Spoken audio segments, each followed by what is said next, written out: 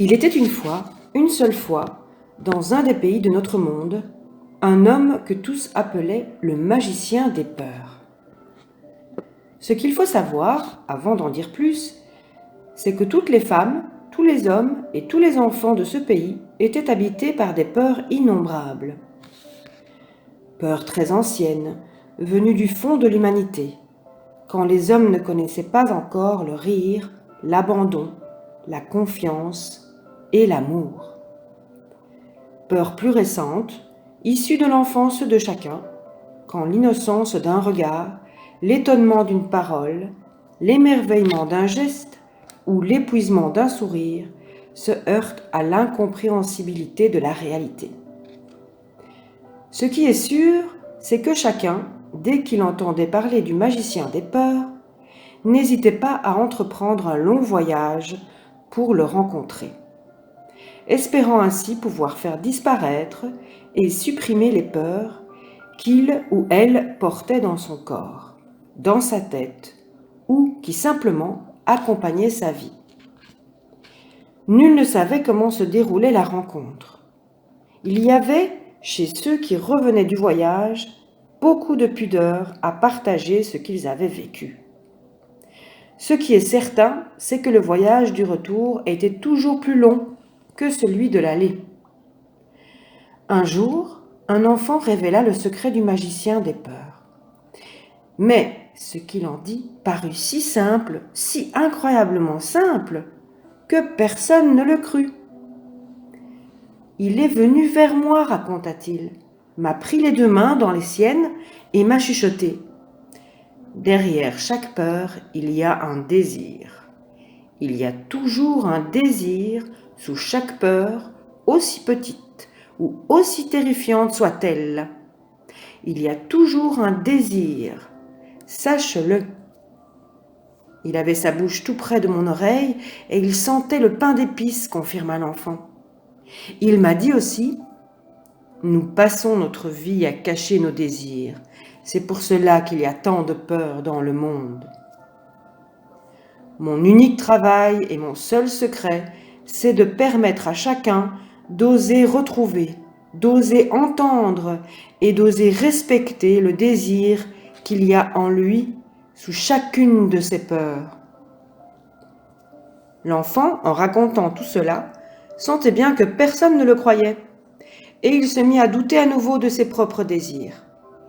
Ce ne fut que bien des années plus tard qu'il retrouva la liberté de les entendre, de les accepter en lui, mais ceci est déjà une autre histoire. Cependant, un jour, un homme décida de mettre le magicien des peurs en difficulté. Oui, il voulait lui faire vivre un échec. Il fit le voyage, vint auprès du magicien des peurs avec une peur qu'il énonça ainsi: « J'ai peur de mes désirs. » Le magicien des peurs lui demanda: « Peux-tu me dire le désir le plus terrifiant qu'il y a en toi ?»« J'ai le désir de ne jamais mourir, » murmura l'homme.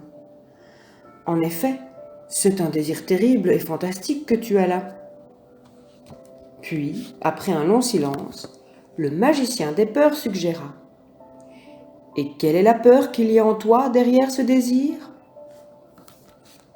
Car derrière chaque désir, il y a aussi une peur qui s'abrite, et parfois même plusieurs peurs. » L'homme dit d'un seul trait: « J'ai peur de ne pas avoir le temps de vivre toute ma vie. » Et quel est le désir de cette peur ? Je voudrais vivre chaque instant de ma vie de la façon la plus intense, la plus vivante, la plus joyeuse, sans rien gaspiller. Voilà donc ton désir le plus redoutable, murmura le magicien des peurs. Écoute-moi bien, prends soin de ce désir. C'est un désir précieux, unique. Vivre chaque instant de sa vie de la façon la plus intense, la plus vivante, la plus joyeuse, sans rien gaspiller, c'est un très beau désir. Si tu respectes ce désir, si tu lui fais une place réelle en toi, tu ne craindras plus jamais de mourir. Va, tu peux rentrer chez toi. Mais vous qui m'écoutez, vous allez tout de suite me dire: alors, chacun d'entre nous peut devenir le magicien de ses peurs ? Bien sûr, c'est possible. si chacun s'emploie à découvrir le désir qu'il a en lui sous chacune de ses peurs. Oui, chacun de nous peut oser découvrir, dire ou proposer ses désirs, à la seule condition d'accepter que tous les désirs ne soient pas comblés. Chacun doit apprendre la différence entre un désir et sa réalisation. Alors, tous les désirs ne peuvent se réaliser même si on les désire? Non, tous les désirs ne peuvent pas se réaliser, seulement certains. Et nul ne sait à l'avance lequel de ces désirs sera seulement entendu, lequel sera comblé, lequel sera rejeté, lequel sera agrandi jusqu'au rire des étoiles. C'est cela le grand secret de la vie. D'être imprévisible, jamais asservi, et en même temps immensément ouvert et généreux face aux désirs des humains.